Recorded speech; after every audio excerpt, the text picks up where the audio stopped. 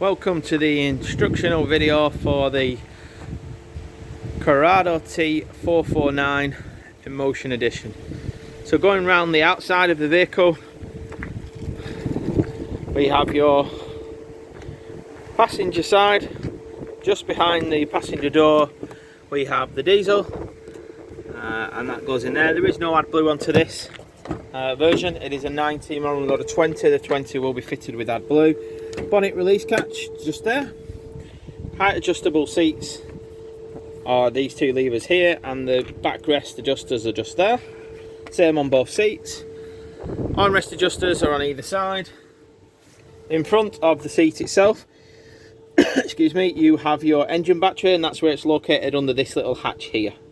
To move the seat forward and backwards, you slide the bar up and down, and underneath that seat there is where all your fuses is. So your main electric e-box with all your main fuses.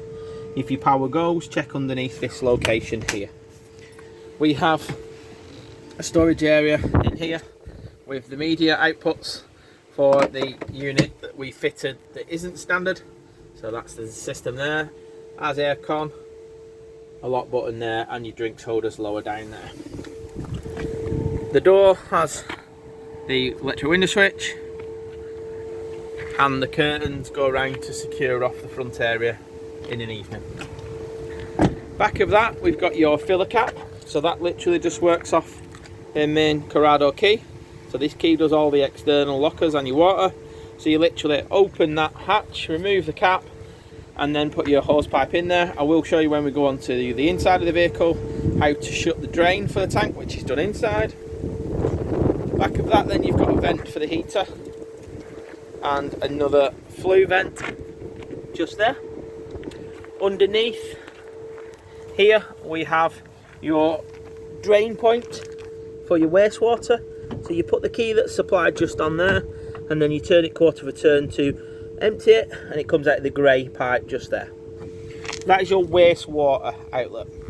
Underneath the vehicle, just behind the freshwater filler point. The doors at the rear, so we have a garage door on both sides. So again, the key unlocks it and you twist it. You'll see that it just twists there to lock it and twist to open. On this side, this is where your gas locker is located, and you press the little buttons to open it, and you can fit 2 gas bottles in there. There is a vent that we tell you to leave free of any obstructions just there, and the pigtail connects to your gas bottles to the regulator at the top there. Gas bottles don't come as standard, and you can purchase these on the day. In the garage area, the non-slip matting is standard. Carpets are there, and to the other side, when I come round, you'll see that the toolkit, this customer has decided to add a TV, and that's the box for the TV just there. We've also put onto the back of the vehicle, again, which is not standard, a 2 bike rack carrier. So that is just there, and it has got the twin camera in the brake light just up there. So these are extras, not standard, guys. Onto the driver's side, again we've got the twist locks to open it. We have a main socket, which is just located down here. You've got your tie-down rails, so you can move the eyelets to either side of the rails, and there's one either side. The box for the head unit, your inflation kit, because it doesn't come with a spare wheel, and your centre rafter for the awning, because the awning is longer than 4 metres.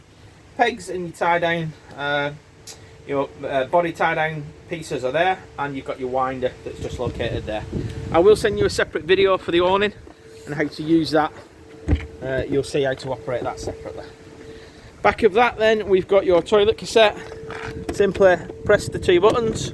This one is a lockable one, so you can lock that with the keys, and your toilet is just located just there.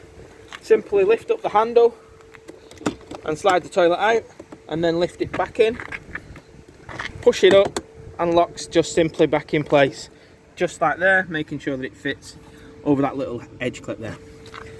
Your toilet will only be able to be slid out when the blade is closed inside, and I'll show you where to do that when we go inside. Fridge vents and awning light, and the aerial's just located behind there. The step is electric.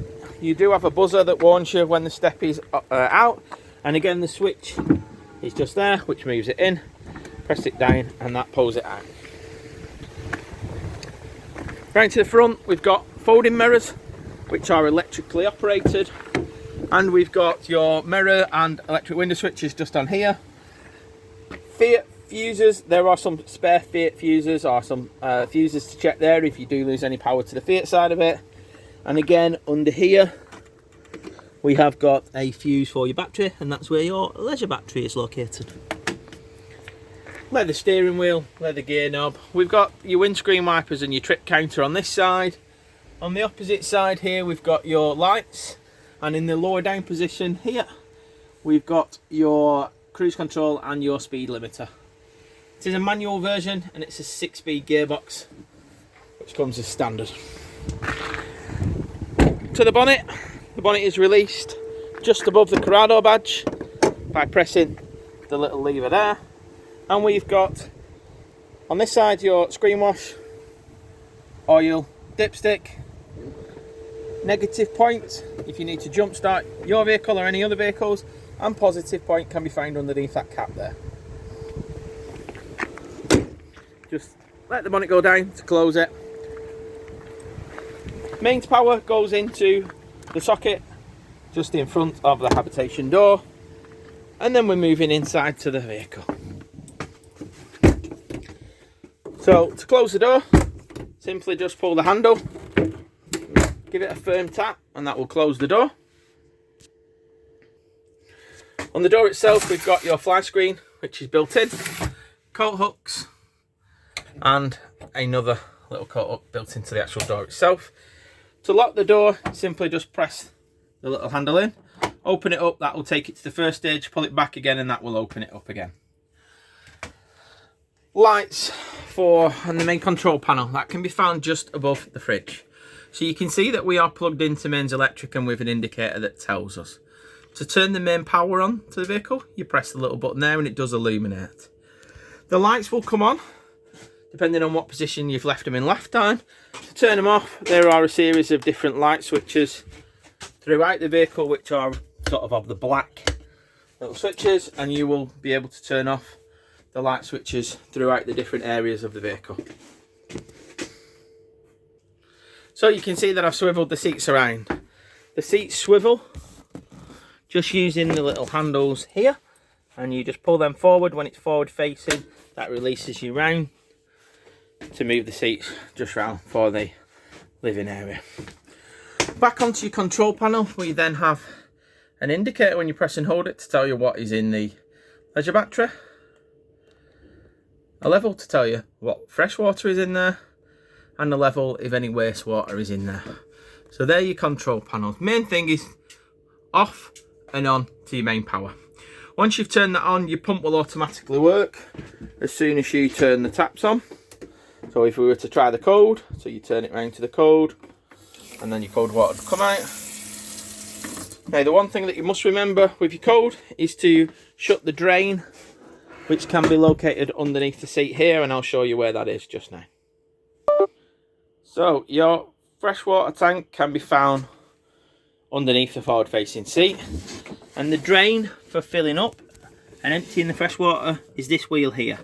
So anti-clockwise will empty the fresh water, and you can hear it emptying. You will also see it outside. Turning it clockwise till it's finger tight will allow you to fill up the system. So make sure that you've got that in the correct position before you're trying to put water in there, otherwise you'll run the water from the output outside through into your tank and straight out the bottom. There is a point there to fill up water from the inside if you simply want to check. The other items are the actual sensors for it, so there's no other reason for you to actually need to go into there to do that. And that is located just underneath that seat. You'll see the seat belts are there, and I'll show you how to set that up now for the travelling passengers. And for your travelling passenger, when you want to have someone sat on this side, you just remove that panel there, which simply just lifts out the place. So the seat belts can just go just like that. So for your two travelling passengers, the seat belts are in place, or they can be hidden behind, as I showed you initially. The table does slide around left and right, depending on which position you want it to do, and you will need to lock it in place using that little bar underneath. That will allow you to lock the table in if you want it in place, or have it free running if you don't want it in place. Again, the table can be in any position when it's travelling. It is a fixed table, and underneath you have a storage area for some belongings, which simply just lifts up, just like that. You've got a heater vent and a main socket underneath that little seat there, so don't forget about that one. And to the side of it, we have, underneath this seat, a storage area with your main RCD box. So if you need to check, there's a test button there with the little blue circle that will tell you whether you've got mains power getting to the vehicle. All the others are nicely labelled up from Carado, so you know what you're checking for. And that is located just underneath that seat. There is a little hatch at the side which you can gain access into it if you don't want to lift up your seats. Otherwise, just lift the seats up just like that, and then when you're finished, pop it back in place. The cupboards themselves, you press the little handle down, that will allow you to get into the cupboards underneath the drop down bed. And the same on this side, that's just a little split cupboard on that side. Carado have utilised the space in front of the sky roof light, so you can put items there for travelling. And the roof light itself is an opening roof light, so just remember on these two, press the buttons in. That one the same, and that one the same, and then that one, lift it up and literally twist the little handles on either side, and that allows the roof vent to stay up. It is fitted with a blind and a fly screen for ventilation. Like I said, the curtains circulate behind the actual seats and allow the vehicle to screen off in an evening. The rest of the windows on the vehicles, if we move the nets out of the way, have the fly screens and the blinds fitted to them. And the same principle as the sky roof light, they have the little buttons that you press in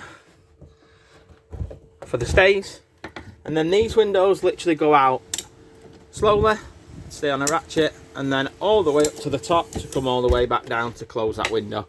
They're the same throughout the rest of the vehicle. You have a dual USB charging point, which is just located just there. And I did mention the drop down bed. To release the drop down bed, it has a little arrow, so it does help you. Push it across and then pull it down. Make sure that there's no obstructions under it. So in this case, we need to just pop down the lid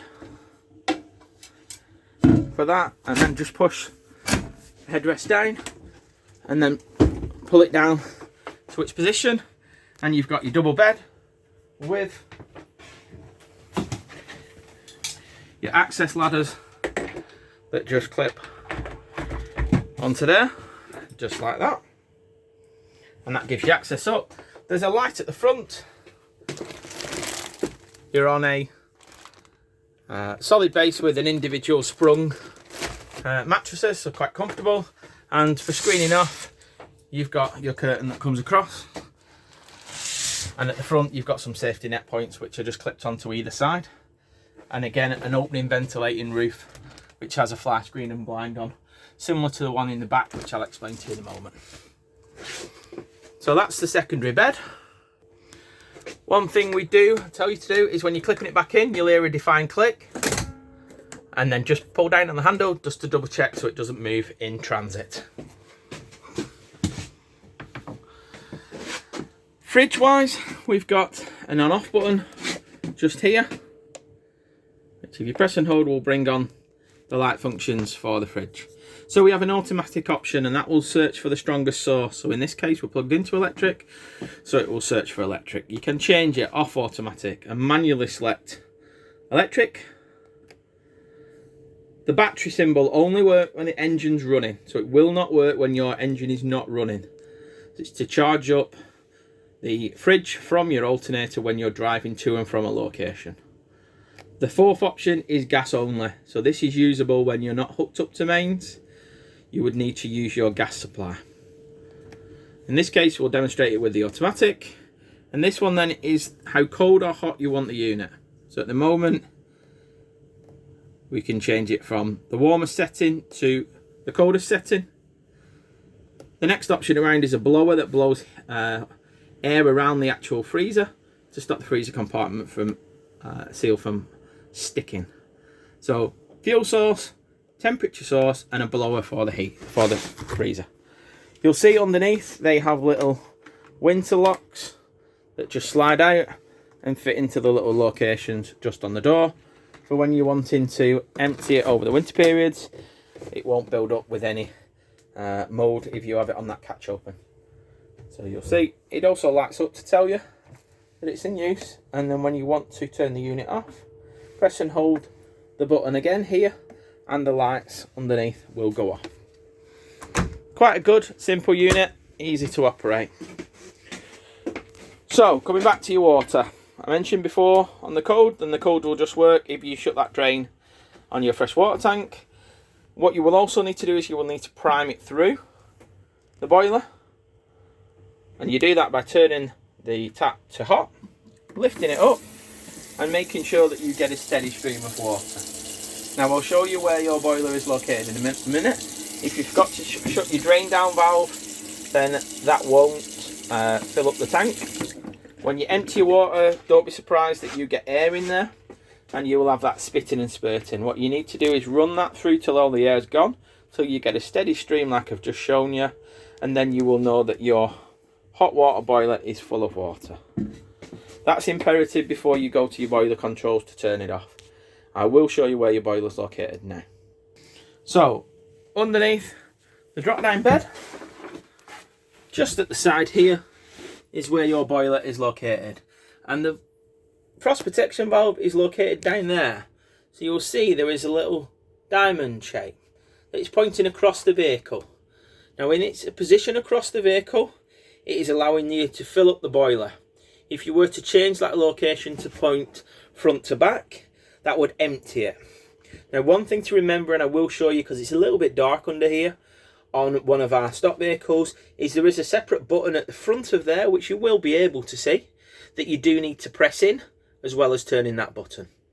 So just to recap, across the vehicle is in use by turning it acrossways and pressing the blue button in. To empty it, I'll show you now, you just twist the top and that's pointing down. So like it is now pointing down, we'll empty the boiler out, and you'll see the little blue button at the bottom there. Turn it back across, push the button in, and that allows the boiler to fill up. You've also got storage underneath there as well, and make sure before you travel that you press in the two buttons on the front of that area. You've also got a storage compartment again in front of that for any of your belongings that simply just lifts out just like that. So once we've got the hot water in, and again we want to pull that through, so you can see now that I've emptied it, we're still getting a steady stream, so we can go to our heater and our hot water controls. That is located just here. So to turn the unit off, you press and hold it and it tells you that you have turned the unit off. To turn it back on, press the middle button and it will power back up. You can also see that there is an indicator to tell you that it was plugged into mains as well. To get into it, you press the button again and then you have four options at the top. You have the motorhome temperature, the water temperature, the fuel source that you're wanting to select, and your fan speed. What I always tend to do first is go to your fuel source, and one thing I always recommend is that you turn on your mains electric and turn on your gas if you're wanting to use both before you come to this option. Likewise, when you're going away from the vehicle, turn off the control panel before you turn off your gas and electric. Just a little tip that I find easier when using the vehicles with this system. Temperature wise, so you want to turn the dial, as I'm just doing there, to the desired temperature. When you've fixed on the temperature you want, press the button and that will then put a little symbol above. If it's not at that temperature, it will be flashing. If it is at that temperature, it will be stationary as it is at the moment. The next option along is your water temperature. So your three options, you can either have four options: off, eco, which will get the temperature up to 40 degrees approximately, Hot, which will get the temperature of the water up to 60 degrees. And then we've got boost. That will try and get it up to 60 degrees as quick as possible, but will also stop the heating from working. So it's a quick fire one to get you up to the water up to temperature as quick as possible, but at the detriment to your heating. So for our purposes, I'll flick it to hot, and again you'll see above the line it will appear and it will flash until it is up to temperature. Can take between 40 or 50 minutes, even longer depending on the cold temperature of the water, to get you up to a temperature that you desire. Again, move it along and we'll select the heating power source option. So that is EL1, electric 1 kilowatt. EL2, electric 2 kilowatts. Mixture of gas and 2 kilowatt electric, so that's your strongest, most powerful option. Mixture of 1 kilowatt electric and gas. And then lastly, gas only. Select obviously only the elements that you can use, otherwise you'll get an error code. And then the last option being the fan speed, so that's the heating, blown air heating around the vehicle. So we've got Eco, which will slowly get you up to temperature, or is a setting that a lot of people like to use through the evening. High, which will get you up to temperature obviously a lot quicker. Or once you've pressed your high and it's run the fan for a few minutes, it will allow you to go back into that and select the boost option, which then will take all the power away from your hot water to get your heating up to temperature as quick as possible. The most efficient way to get both your heating and your hot water up to temperature is the water on hot, your heating on high, and your power source on mix 2, gas and electric. The options at the bottom relate to timer functions, the actual time of a unit, and the settings. Get used to the other options first before you start divulging into these. And as I mentioned before, to turn the unit off, simply press the button and hold, and then it will tell you that it turns off. You have to power this down. It is independent of the main control panel. Above the control panel, we have the TV, and that simply slides out of the area just using the little silver clip at the side, and then use the little pins to drop it down into position. The aerial is located just above, and you must turn that on to show the blue light. Now we've fitted a max view gazelle system purely and simply because of the room on the roof and the cupboard areas won't allow us to fit a longer pole system in there. So that's your aerial switch. You have also got a main socket up there as well, guys. Again, on closing, just make sure you press the button in to close the compartment. There is a light switch which does the light just down here, just located underneath the counter. We have your utensil compartment for all your belongings. They are soft close, so give them a chance to close. We have a bin underneath here and storage areas, grill pans just located there. Make sure again that you're pressing them buttons in before you're travelling off. We have another area underneath the oven, and we are using the triple X cooker unit, which has both the oven and the grill, pretty similar to a lot of the motorhomes that are out there at the moment. Igniter's just there, and you turn your grill to your right and your oven to your left. Plug socket underneath, and we've also got your light switch. Sorry, that's a blank switch, not a light switch there. Your light switch for your kitchen area is just above, underneath the counter, and another main socket located just up there. Your burners are just here. So 1, 2 and 3, 1, 2 and 3. Please ensure that you let this cool down before you close that lid. Again, we have the fly screen and blinds just on there. Moving into the shower. So when you're utilising it as a shower compartment, we'll probably more than likely want to close this door. So that just latches on there.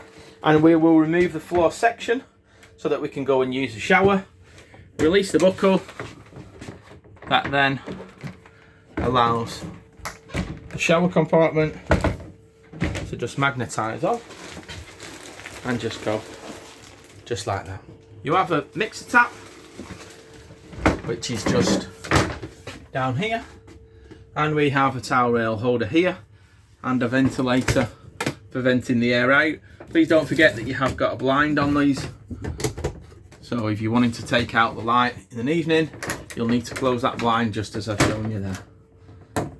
Behind that we've got a towel rail holder, your toilet cassette, we've got another main socket and your light switch, so just remember that. Large storage area just there, and the toilet itself will spin around. I mentioned about the blade valve, so this is the switch for the blade valve, so to pull it out it must be closed. To open it up and use it, you will slide it towards the back of the vehicle and back to the front to be able to turn it out. When it is full, now we use clean water to test it, you will see that there's an indicator that just appears just here, which is red, and that will tell you that it is full. To actually flush the toilet, you simply just press the button and water will come out of your toilet. Let it stop, open the valve, and that will empty. As soon as you see that valve there, please make sure you empty the toilet. It will stop anything coming back and building up in the toilet. Storage compartment underneath there. So again, just making sure that you press the little switch in, and you've got your mixer tap just on there as well. Above, you've got a vent for opening. These simply just push in, lift up, either front or back or both together. That one doesn't have a blind because obviously your door can be closed to stop the light coming into the bedroom area. The blinds, like I said, are fly screen and blinds, so they work in the same way as I mentioned before. We have storage compartments either side and storage above. We have got an infill section which you can put in place if you do want to make the bed any bigger. Depends how much space that you need. And to the left hand side here we've got another storage area. The roof light has both a blind and a fly screen located on there. To open the window, you must press the button in just here and lift towards you, and then when you're travelling away, make sure that that is clipped over and in place so that it doesn't blow open. When you're travelling, we've got light switches for under the bed just located just there too. On the floor area here, the floor section goes in with that door closed to hold that in place, and the buckle at the top in here to give you more space for changing when you're finished using the shower area. Underneath we've got access points, a little bit of storage, but make sure that you don't damage any of the actual piping, and a curtain that divides off the bedroom area from the toilet area. Just remember that when you are leaving the vehicle, you need to just press the button off, just there, and that will allow you to leave the vehicle for the rest of the day. So the head unit, we have a home button here which takes you back to your home. We have DAB radio, we have normal analog radio, which again we will just tune in depending on what we want. So it's all touchscreen. We have Bluetooth option, we have camera option, and depending if you hook up anything into there, that will depend on whether you have your iPod or USB with the leads just in there. The camera option can be selected just like that. You'll see it does cover the whole screen for the camera. You can also flick between the buttons at the bottom, also depending on what you want the unit to have. And we've got Bluetooth option for connecting up to your phone. We'll show you and connect that up for you when you're here. But really simple unit, so literally just touchscreen depending on what you want it to do. Your main display will then show your date just on there for you, and again we've got blowers and heat distribution just there. We've also got a lift up bracket for putting your phone just there. So that's the head unit. Got a lock button and your hazard lights just there. USB point and jack point just there. But that basically concludes the instructional video for the Carado T449. I look forward to your feedback and any queries, questions that you may have. Please send us some comments in. We hope you enjoy your new vehicle. Thank you.